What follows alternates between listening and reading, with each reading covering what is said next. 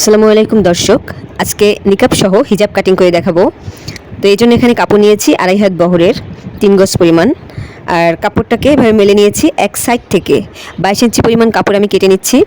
এই 22 ইঞ্চি কাপড় দিয়ে হচ্ছে আমি নিকাব আর হলো মাথার হিজাবের সাথে যে ক্যাপ থাকবে সেই ক্যাপ এবং ফিতা এগুলো তৈরি করব। তো আমি এক সাইড থেকে হচ্ছে 22 ইঞ্চি পরিমাণ কাপড় কেটে নিলাম।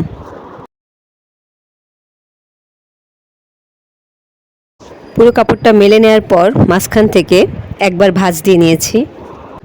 দেখুন 2 পার্টে ভাঁজ করা আছে কাপড়টা এখানে। এখন কিন্তু বন্ধ সাইডটা আছে হচ্ছে বাম পাশে। তো বাম পাশ থেকে বন্ধ সাইডটা ধরে আমি হচ্ছে খোলা সাইডের সাথে মিলিয়ে নিচ্ছি। আর তাতে দেখেন এই যে একদম মাথার দিকে একটা কোণা সৃষ্টি হয়েছে।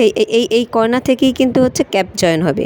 ঠিক আছে, এটা কিন্তু সামনে মাথার দিকে থাকবে। আর এই যে আর হচ্ছে 3 কোণা আকারে কাপড়টা ভাঁজ করা আছে। এখানে কিন্তু কাপড়টা 4 পার্টে ভাঁজ করা আছে। ঠিক আছে, এখন মাথার দিক থেকে ফিতাটাকে এভাবে ধরে হচ্ছে হিজাবের লম্বা নিতে হবে। এভাবে মাথার দিক থেকে যদি ধরে নেই তাহলে 44 ইঞ্চি হয়। তো 44 ইঞ্চি যথেষ্ট হয়, কিন্তু যেহেতু হিজাবটা আমার মায়ের জন্য বানাই, তো মা চায় যে আরও একটু বড় করি। তো এই জন্য আমি হচ্ছে 47 ইঞ্চি নিতে চাই। তো যে কাপড় আছে এখান থেকে একটু কাপড় জয়েন করে দেবো। 2.5 হাত বহরে কাপড় জয়েন করার দরকার হয় না, আর 44 ইঞ্চি যথেষ্ট। কিন্তু তারপরে সে যেহেতু একটু বেশি লম্বা চাইছে, তাই জন্য আমি 47 ইঞ্চি করতে চাচ্ছি। তো এই যে বন্ধ অংশে 47 ইঞ্চির পরিমাণ নিয়ে দাগ কেটে আমি কেটে নিয়েছি হিজাবের কাপড়টা। তো এখন এখানে কিন্তু হচ্ছে এখানে যে আমি ভাঁজ করে রাখলাম, এই যে ফিতাটা রাখছে, এখানে কিন্তু আপনার একটা সাইড আছে বন্ধ আর আবার আরেকটা আছে খোলা সাইড। তো বন্ধ সাইডটা কিন্তু পিছনে থাকবে। এখন পিছনে দিকে তো কাপড় জয়েন করা লাগবে। এই জন্য এই যে কাপড়টা আমি পেলাম, এই কাপড়টাকে আমি হচ্ছে এর উপর রেখে 47 ইঞ্চি মাপ দিয়ে কেটে নিচ্ছি। এই যে দেখেন, এখানে এভাবে আমি যখন সেলাই দিয়ে দিব পিছনের অংশে, তখন কিন্তু 47 ইঞ্চি হয়ে যাবে, সামনে পিছনে সমান থাকবে। এখানে হচ্ছে নিকাবের জন্য যে কাপড়টা রাখছিলাম সেই কাপড়টাকে এভাবে মেলে নিয়েছি। আর এখন একটা সাইড থেকে দেখেন, এই যে আমার যে ডান পাশে যে অংশ, এই অংশটা কিন্তু পাইরের সাইড, কাপড়ের পাইরের অংশটা এদিকে। তো আমি 22 ইঞ্চি লম্বা নিয়েছিলাম না, তো কাপড়টাকে মেলে নিলাম।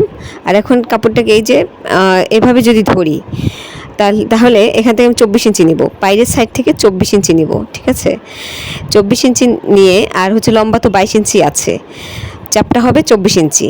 24 ইঞ্চি চ্যাপটা নিয়ে আমি হচ্ছে নিকাবের কাপড়টাকে কেটে নিলাম। আর এখন নিকাবের কাপড়টাকে মাস্ক বরাবর আমি হচ্ছে ভাঁজ করে নিয়েছি। আর হচ্ছে আমি এটা নিচের দিক থেকে একটু রাউন্ড শেপ দিয়ে নেব। নিকাবে দেখতে পাই যে নিচের দিক থেকে খুব রাউন্ড শেপ দেওয়া থাকে। অনেক বেশি রাউন্ড শেপ যে করা লাগবে তেমনও না, যার যার ইচ্ছা। কিন্তু ইদানিং দেখতে পাই যে সবাই খুব রাউন্ড শেপ পরে, ভালোই লাগে। তো এখান থেকে আমি হচ্ছে রাউন্ড শেপ করার জন্য, তো আপনারা এভাবে শেপ কাটা দিয়ে একটু রাউন্ড শেপ করে নিতে পারেন। যদি আরও বেশি করে রাউন্ড শেপ করতে চান তাহলে সেটাও করে নিতে পারেন, যার যার পছন্দ অনুযায়ী। তো আমি এখানে এভাবে শেপ কাটা ধরে একটু রাউন্ড করে নিয়েছি। নিকাবের নিচের দিকটা রাউন্ড থাকবে। আচ্ছা, আমি হচ্ছে আরও একটু রাউন্ড করতে চাচ্ছি। এখানে আমি হচ্ছে উপরের দিকে 7 ইঞ্চি আবার নিচের দিকে 7 ইঞ্চি এভাবে মার্কিং করে নিয়ে তারপর রাউন্ডটা করে নিয়েছি। আপনারা আপনাদের নিজস্ব পছন্দ অনুযায়ী মার্কিং করে নিয়ে তারপর রাউন্ড করে নেবেন, তাহলে রাউন্ডটা সুন্দর হবে। এখানে একটু কাপড় ফিটছে পাশ থেকে যেহেতু ছিল, তো এখান থেকে আমি 2টা ফিতা কাটিং করে রাখবো, আর বাদ বাকি কাপড়টা রেখে দেবো, পরবর্তীতে কোনো কিছু তৈরি করব। আর হচ্ছে ক্যাপের জন্য আমি হচ্ছে হিজাবের জন্য যে কাপড় কাটিং করছিলাম সেখান থেকে একটু কাপড় আছে, ওই কাপড় থেকে আমি হচ্ছে ক্যাপ বানাবো।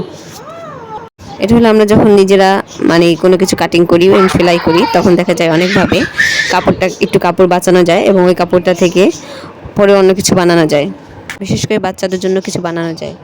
এখানে কিন্তু 2 পার্ট কাপড় আছে।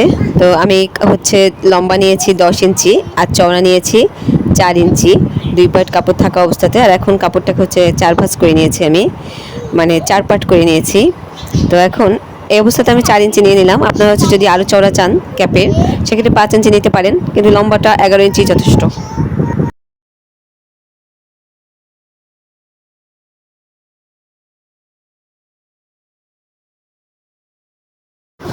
এই অবস্থাতে এখন কিন্তু একটা সাইড বন্ধ এবং অন্য সাইডগুলো সব খোলা আছে। যেহেতু এখানে দুই পাট কাপড় যদি না থাকতো, মানে হচ্ছে দুইটা কাপড় যদি না থাকতো তাহলে কিন্তু দুই পাশ হচ্ছে বন্ধ থাকতো।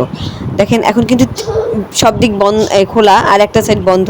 তো আমি খোলা অংশ থেকে শেপ কাটা দিয়ে এভাবে হচ্ছে রাউন্ড করে নিয়েছি।